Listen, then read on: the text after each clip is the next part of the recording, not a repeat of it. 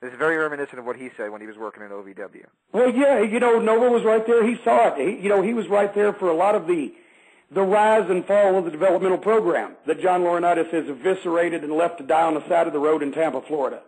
That's why there's not a lot of new stars being made.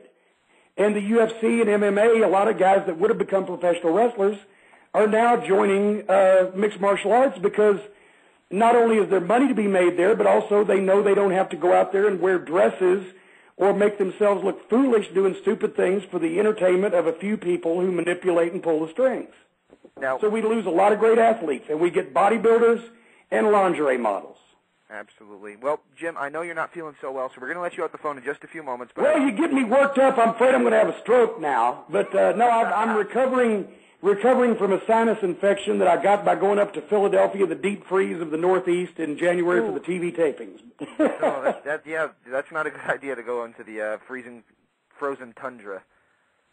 But anyway, let me ask you this question. I do want to end up with a note here, and I kind of lied about letting Patrick ask the next two questions. You did, didn't you? I did. But I wanted to ask you, Bubba the Love Sponge, and I heard this on the radio, where he took excerpts of your podcast. And the thing I found funniest about it, and maybe you can shed some light on it, was you made a couple comments about his performance on Impact, the January 4th Impact, and his co-host even laughed and said, you kind of did. Well, yeah, as a matter of fact, thank you, Bubba the Love Sponge. You may be an untalented prick, but at the same time, you did wonders for my ratings on whoslammingwho.podomatic.com, Cornette's Commentary, broadcast weekly, with my good friend Tommy Fierro. He played my criticisms, or some of them, of the January 4th Impact show on his Sirius radio program that he's so proud of, and instead of refuting any of the points that I made about how shitty the program was, he talked about, but that's a podcast. It sounds like he does it in the bathroom or whatever. Well, as a matter of fact, I was on the phone and I probably was in the bathroom.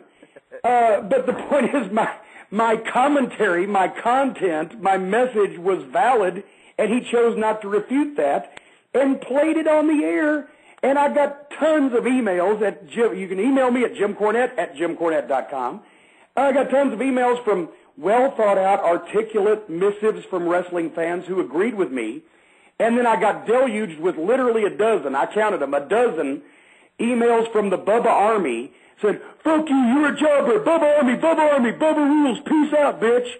If I can alienate everybody in the world that ends a letter with peace out, bitch, I will have achieved my wife's mission. But also, one guy even misspelled fuck. So anyway, and by the way, I got 100,000 downloads the week after he played my clip. So please, Bubba, play some more. I'm sure your viewers or your listeners would love to hear it as well, because they're actually hearing some kind of valid opinion instead of a bunch of fucking verbal diarrhea from you. But go ahead, Bubba, do your best. I just want to refute one part of this, and this is actually the part that kind of offended me, is that he made it sound like it was an inane thing to do to have a talk show about professional wrestling. And he made the comment about uneducated. And myself personally, I have a BA in communications, technical. And I've got a BS in BS. Exactly. Well, I mean, I just wanted to make the point that I have a history in college where I did a radio show at a college radio station. I have training. I've done all this stuff. And I found it a little bit offensive that he would make it sound, despite the fact that he's desperately trying to get WWE wrestlers like Goldust is going to be coming on his show, Jeff Jarrett's going to be coming on his show, always with Hulk Hogan because he's his buddy. But he finds it inane that anybody would want to devote their time to doing a wrestling talk show. Well, he's not very far off from doing that himself. Well, exactly, and what's more, let's go to the root of the problem. He calls wrestling fans uneducated, and they do their little podcasts, their wrestling radio programs, and Vince Russo talks about who's going to sit there and ruin their life with a stopwatch, seeing how many wrestling minutes are in a fake wrestling show.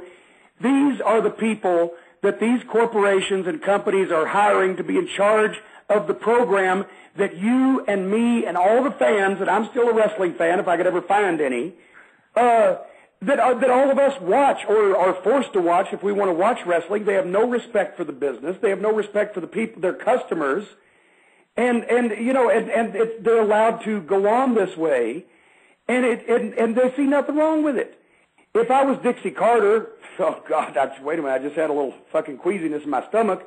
But if I was Dixie Carter, I'd fire both of them just for insulting the fans. Absolutely. And but, you know, hey, maybe, okay, every head of a major network, it goes on television or goes in the trade papers and says, yeah, these people who watch our fucking programs, what a bunch of fucking dumb shits they are. That's the way to increase ratings, you blithering dipshits. Well, Jim, never short for an opinion, and I love having you on. Anytime you want to come on to talk about anything, to promote anything, you're always welcome. And Patrick, did you want to say anything on your way out here? Sure. Thank you so much for your time. But I do have one last question. It's kind of a joke question, but would you be open to possibly having either a verbal confrontation or a match with Bubba the Love Sponge at some point in any promotion? Well, actually, yes, I would have a verbal confrontation with Bubba the Love Sponge, any way, shape, or form, any time, form, or fashion. Even though he is a fat piece of shit, I've had several knee surgeries, several hernia surgeries, a bad back and a bad neck, and I'm almost 50, and I know when I should stop fighting, unlike everybody else in the ring these days. So I don't know. I would fight Russo now. Russo I'd fight. I don't know if I can take Bubba the Love Sponge, but I could whip the shit out of Vince Russo. I'd stick a fucking ham sandwich on his back and starve him to death. But I will debate Bubba the Love Sponge anywhere, anytime, except I would not do it in TNA because I do not want to increase their ratings or their buy rates. Oh, boy. So we could meet on neutral ground. And, hey, Ring of Honor is always open if he's brave enough. But as a matter of fact, I challenged him on my podcast. Come on my humble little podcast that I do in front of 100,000 of my closest friends every week. But, of course, we haven't heard anything, so we'll see what happens. But, guys, I appreciate it, having me on the program. Shoot me an email and give me y'all's information, and I will make sure to send you all the information on the Big Bang in Charlotte, April 3rd, as it becomes available. And please, everybody, go to JimCornette.com. I just belched up my spaghetti dinner there. Sorry about that. Go to Jim. I was talking about Vince Russo too much. Go to JimCornette.com.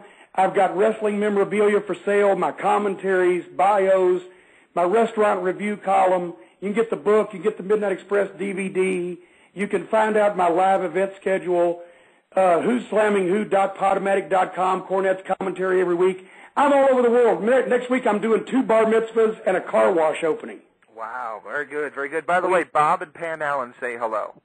Oh, and of course, the Gordon Soley book. You got to plug that Gordon Soley book. Absolutely. Bob Very and Pam good friends of mine, very good cool people as well. So they just wanted me to make sure I said hello to you since they found out you were coming on the show. Well, duly noted and return the hello. Thank you very much, Jim. And this has been Jim Cornette on the Interactive Interview. Thank you so much, sir. You have a wonderful evening, and get some sleep. Hope you feel better. Thanks, guys. I appreciate it. Thank you very much. Thank you. Bye-bye. That was incredible.